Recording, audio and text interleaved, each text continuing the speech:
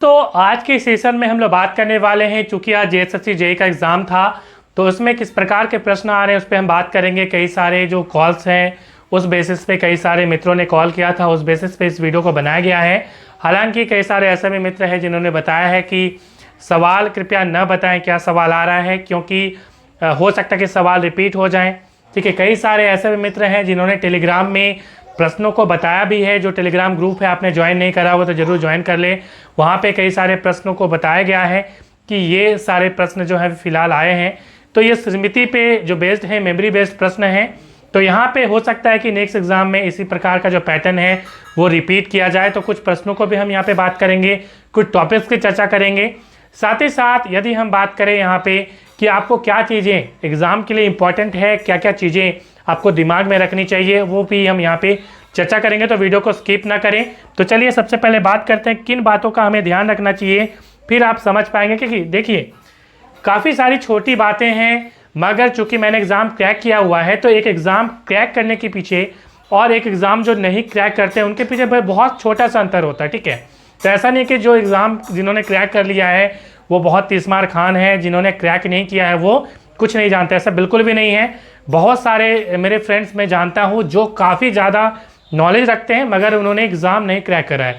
तो कुछ छोटी मोटी चीज़ें हैं जो आपको समझनी बहुत ज़रूरी हैं, क्योंकि करके हम लोग सबसे पहले बात करेंगे उन चीज़ों पे, फिर हम लोग प्रश्नों पे आएंगे। देखिए सबसे पहले हम लोग बात करें तो एक चीज़ बहुत ज़्यादा इंपॉर्टेंट है। जब आप एग्ज़ाम देंगे तो आपको सबसे पहली चीज़ क्या समझनी है, यहाँ पे चूँकि अलग अलग डेट्स पे एग्ज़ाम हो रहे हैं तो नॉर्मलाइजेशन होगा। ठीक है, सबसे पहले आप ये समझ लें, नॉर्मलाइजेशन का मतलब समझ रहे हैं आप कि अलग अलग जो पेपर होगा, किसी पेपर में हो सकता है टफ प्रश्न पूछ दे, हो सकता है किसी पेपर में बहुत सिंपल से सवाल पूछ दे, क्योंकि बहुत सारे स्टूडेंट ऐसे भी हैं जो मैसेज कर रहे हैं कि जो प्रश्न आया था बहुत सिंपल आया था, मतलब कट ऑफ बहुत हाई होने वाला है। ठीक है, मगर ऐसे भी सेट हो सकते हैं जिसमें प्रश्न बहुत टफ आ जाए।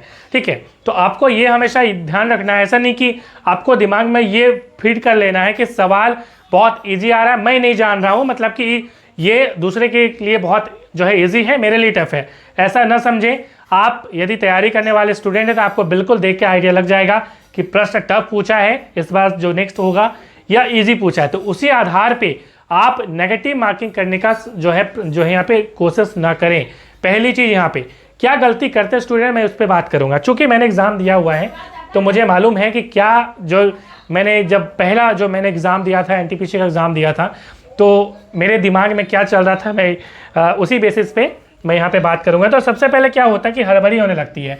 मान लीजिए 100 प्रश्न हैं और 100 प्रश्न से मान लीजिए कि हमने 50 प्रश्न कर लिए हैं सही। ठीक है, उसके बाद बेसिकली क्या करते हैं स्टूडेंट ये करते हैं कि कुछ प्रश्न में उनको लगता है कि ये 50-50 होगा, या डाउट होता है कि हम उसको शायद कर सकते हैं। हम पहले जो बिल्कुल सही आ रहा है उसको पहले ख़त्म कर लें, उसके बाद में उन प्रश्नों को हम लोग देखेंगे कि हम उसको शायद सॉल्व कर पाएँ तो हम लोग कर देंगे। ठीक है, ये बेसिकली होती है। मगर जब आप 50 प्रश्न कर लेते हैं, मतलब एक सर्टेन प्रश्न जो आप सही बिल्कुल जानते हैं, 100% जानते हैं कि हाँ ये सही होगा, उसको आप कर ले जाते हैं। उसके बाद आप जब बैक आते हैं कि जिन प्रश्नों को आपने नहीं किया होता है, क्या करते हैं आप लोग गलती में बताता हूँ। स्टूडेंट बेसिकली गलती ये करते हैं कि हड़बड़ी देखते हैं कि टाइम, अरे 20 मिनट बचा हुआ है, ठीक है, हमको 20 में से सब खत्म कर देना, मतलब जो बाकी बचा हुआ है उसको सब किसी भी तरह से सब खत्म कर देना। ये स्ट्रैटेजी ना रखें।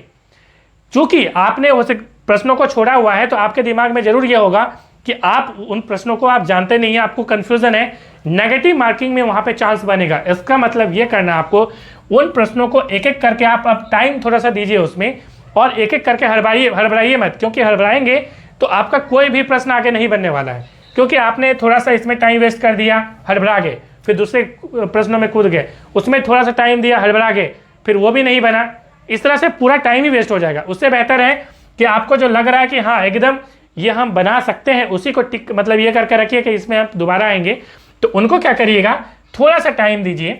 ठीक है, थोड़ा टाइम दीजिए कि आपको लगता है कि हाँ ये हम बना पाएंगे, तो उसमें आप फिर उसको बनाइए। ठीक है, और उसको 100% बना के फिर नेक्स्ट प्रश्नों पर बढ़िए। इस प्रकार से आप देखिएगा कि हो सकता है कि आपके 50 प्रश्नों में से हो सकता है कि आपके 20 प्रश्न अब जो है सही हो गए हैं। तो इस तरह से 50 + 20 70 आ गया आपका। ठीक है, और ये सही आया है, आपका नेगेटिव मार्किंग नहीं आ रहा है। तो इस प्रकार से आप एग्जाम 100% क्रैक करके जाएंगे। आप देखिएगा मेरी जो स्ट्रैटेजी है उसको फॉलो करिए, और नहीं निकला तो फिर बताइएगा। पहली चीज़ ये। दूसरी चीज़ हम लोग बात करें तो बिल्कुल मोटिवेटेड रहें, आप डीमोटिवेट ना होएं। बिल्कुल आपने जो पढ़ा हुआ है रिवीजन करते जाइए, ज़्यादा से ज़्यादा रिवीजन करें, और रिवीजन करें मीन्स आपको नए जो चैप्टर्स हैं उनसे अवॉइड करना है। हालांकि जो इंपॉर्टेंट चैप्टर्स हैं उन पे हम बात करेंगे, उनको जरूर देखिएगा। आई होप वो सारे चैप्टर्स आपने किए भी होंगे, ठीक है, नहीं किए होंगे तो आप उसको जरूर करिए, बट कोशिश करिए कि नए चैप्टर्स, ठीक है, जो आपको मैं यहाँ पे नहीं बता रहा हूँ, कोशिश करिए नहीं करें। जो पुराने चैप्टर्स हैं उसी को आप ज़्यादा से ज़्यादा रिवीजन करें, प्रैक्टिस करें। प्रैक्टिस सेट ऑलरेडी मैंने दिया हुआ है, एनालाइज फॉर यू ऐप में उपलब्ध है। JSSC JEE civil branch paper 2, साथ ही साथ हम बात करें तो JSSC JEE general engineering paper 1 जो सबके लिए है, ये दोनों टेस्ट सीरीज जो है अवेलेबल है। इलेक्ट्रिकल की अवेलेबल नहीं है क्योंकि मैं इलेक्ट्रिकल इंजीनियर हूँ नहीं, ठीक है, मैकेनिकल मेरा ब्रांच है, इसलिए मैंने उसे बनाया नहीं है, क्योंकि मैं हमेशा पैसे के लिए काम नहीं करता। मैं चाहता तो बना सकता था दूसरों की तरह, ठीक है। तो आप उन दोनों की लिंक मैं डिस्क्रिप्शन में डाल दूंगा, जाके आप उसको ले सकते हैं, परचेज कर सकते हैं। आज यदि आप परचेज करते हैं तो अभी ऑफर चल रही है, जेएसएससी जेईई 50 आप कूपन कोड लगाइए, आपको 49 रुपीज़ में वो मिल जाएगा। आप नोट्स भी ले सकते हैं, नोट्स की भी लिंक डिस्क्रिप्शन में डाल दी गई है, ठीक है, आप नोट्स भी ले सकते हैं, उसके लिए भी आप इसको लगाएंगे तो काम हो जाएगा, ठीक है। तो ये तो बात हो गई।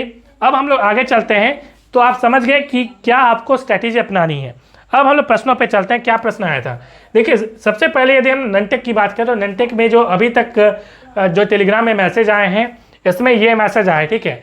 अभी और भी बहुत सारे स्टूडेंट हो सकते हैं कि मैसेज करेंगे, टेलीग्राम ग्रुप को ज्वाइन कर लीजिए, उसको आप देखते रहिएगा, ठीक है। इसमें जो है जो प्रश्न बताया गया है कि ये सीरीज आया था, ठीक है, तो क्या बताया गया है देखिए, 7/13/1925, ठीक है, ये यहाँ पे प्रश्न जो है ऐसा कहा जा रहा है कि आया था, ठीक है।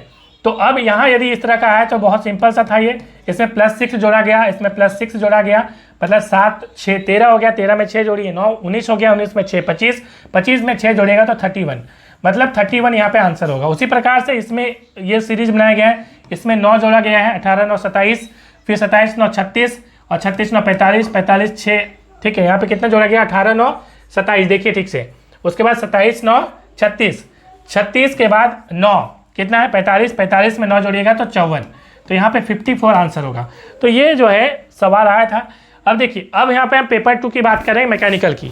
तो मैकेनिकल में पेपर 2 में क्या सवाल आया था, तो इसमें आप देखेंगे कि बंदे ने लिखा है कि कार्नोट साइकिल से 10 क्वेश्चन आया था। देखिए, साइकिल से तो प्रश्न आएंगे ही, ठीक है, मैंने कई बार बताया आपको। जेएसएससी जेईई जनरल करके मैंने गूगल यूट्यूब में प्लेलिस्ट भी बना रखा है, उसमें मैंने बहुत सारी आपको थ्योरी क्लासेस, उसमें एमसीक्यूज भी करवाई हैं, उसको जरूर आप कर लीजिएगा। यदि आप मैकेनिकल के विद्यार्थी हैं, इलेक्ट्रिकल सिविल कोई भी ब्रांच है, चूँकि वो जनरल का है, जरूर करिएगा, ठीक है। आप प्लेलिस्ट देख लीजिए, जेएसएससी जेईई जनरल। चलिए नेक्स्ट करते हैं, ऑटो साइकिल से 4-5 क्वेश्चन। तो ऑटो साइकिल से पिछले बार भी सवाल आया था, बहुत सिंपल सा बेसिक सवाल आया था, है ना, तो बेसिक सवाल आया था, इस बार भी जो है सवाल आया था। डीजल साइकिल से 4-5, ब्राइटन साइकिल से, एरिक्सन साइकिल से, ठीक है, तो ये सवाल यहाँ पे आए थे। उसके बाद पीवी एंड टीएस डायग्राम जो है उससे आया था, PV and TS diagram. PV का मतलब प्रेशर वॉल्यूम डायग्राम, ठीक है, और टीएस का मतलब टेम्परेचर एंट्रोपी डायग्राम, तो ये बहुत इंपॉर्टेंट है। उसके बाद हम लोग बात करें तो प्रोडक्शन से यहाँ पे 10 से ज़्यादा सवाल आए थे। बर्नौली से जो कि हाइड्रोलिक्स का है, ये इसमें 5 से 6 क्वेश्चन बताया जा रहा है। फ्लूइड से 5-6 क्वेश्चन। थर्मोडायनेमिक्स से ज़्यादा सवाल थे। मैंने थर्मोडायनेमिक्स तो पूरा ही करवाया हुआ है, आप जाके देख सकते हैं, जैसा कि हमने बोला कि जो मेरा प्लेलिस्ट है। उसके बाद इंथैल्पी से 3-4 प्रश्न थे। यूलर इक्वेशन जो कि आपका हाइड्रोलिक्स का है, इससे 3 प्रश्न थे। वेपर साइकिल से 10 से 15 सवाल था। तो ये इस प्रकार के सवाल जो है एग्जाम में आ रहे हैं। यदि हम इलेक्ट्रिकल की बात करें तो इलेक्ट्रिकल के अभी तक प्रश्न किसी ने पोस्ट नहीं किए, आप ग्रुप जुड़ जाइए। और अभी यदि हम इलेक्ट्रिकल की बात करें कि इलेक्ट्रिकल में कौन से चैप्टर्स आपके लिए इंपॉर्टेंट हैं, तो मैं बताना चाहूँगा। देखिए, हम यदि जेएसएससी जेईई जनरल की बात करें तो इलेक्ट्रिकल पोर्शन जो इंपॉर्टेंट है उसमें आपका इंजीनियरिंग मटेरियल बहुत ज़्यादा इंपॉर्टेंट है, ठीक है, पहली चीज़। दूसरी चीज़ यहाँ पे जो है मटेरियल का मतलब है कि आपका जो इंस्ट्रूमेंट है उससे जुड़ा हुआ। उसके बाद इंस्ट्रूमेंट जो है, इंस्ट्रूमेंट मेजरमेंट आपका बहुत ज़्यादा इंपॉर्टेंट है। मटेरियल यदि हम बात करें तो मटेरियल से किस प्रकार के सवाल पूछे जाते हैं, मतलब जैसे कि हम बात करें कि बल्ब का फिलामेंट जो है वो किस मटेरियल का बना होता है, इस प्रकार के सवाल पूछे जाते हैं। मटेरियल आपका सिविल में भी है तो सिविल का भी मटेरियल करिएगा, ठीक है। उसके बाद यदि हम बात करें तो जनरल थ्योरी से सवाल आते हैं, जैसा कि केसीएल है, Kirchhoff current law, Kirchhoff voltage law, उसमें आपके सीरीज वाले प्रश्न, मतलब आपका नेटवर्क थ्योरी से सवाल रहता है, ठीक है। उसके बाद P equal to I V वाला जो इक्वेशन है, जो कि आप V equal to I R वाली जो इक्वेशन है, ठीक है, ये सारे इक्वेशन बहुत इंपॉर्टेंट है जो कि आपने जनरल आपने जो क्लास 10th लेवल पे पढ़ा था। हालांकि कई बार प्रश्न जो है हाई लेवल के रहते हैं, बट इस बार प्रश्न जो है इजी लेवल के पूछ रहे हैं। यदि हम बुक्स की बात करें तो बुक्स जो है मैकेनिकल वाले RS कुर्मी, जैसा कि मैंने अपने इंस्टाग्राम में बता दिया था, 30 सेकंड का मैंने वीडियो बनाया था और ऐसा कहा जा रहा है कि RS कुर्मी से सवाल पूछे जा रहे हैं, तो मेरा 30 सेकंड जो है वो सफल हुआ था। इंस्टाग्राम में आपने फॉलो नहीं किया तो जरूर फॉलो कर लीजिएगा, एनालाइज फॉर यू सर्च कर लीजिए, ठीक है। तो ये तो हो गया मैकेनिकल के लिए RS कुर्मी करिए। मैकेनिकल का मतलब ये मैं बोल रहा हूँ कि जो जनरल में मैकेनिकल, इलेक्ट्रिकल, सिविल है उसमें भी और मैकेनिकल ब्रांच पेपर के लिए भी, ठीक है, दोनों में आप RS कुर्मी जरूर यूज़ करिए। जो आपका RS Kurmi and JK Gupta जो गुप्ता वाला है, ठीक है, वो। उसके बाद सिविल जो है गुप्ता एंड गुप्ता, एंड जो भी आप बुक आपको अच्छा लगे उसको करिए आप। यदि हम इलेक्ट्रिकल की बात करें तो इलेक्ट्रिकल में बहुत सारे ऑप्शंस हैं। जैसे हम बात करें तो आपका JB गुप्ता है, ठीक है, या आप जो भी आप यूज़ करते हैं कमेंट में बताइएगा कि कौन सी बुक आप यूज़ कर रहे हैं, इलेक्ट्रिकल वाले या सभी। तो मिलते हैं नेक्स्ट वीडियो में। Thanks for watching.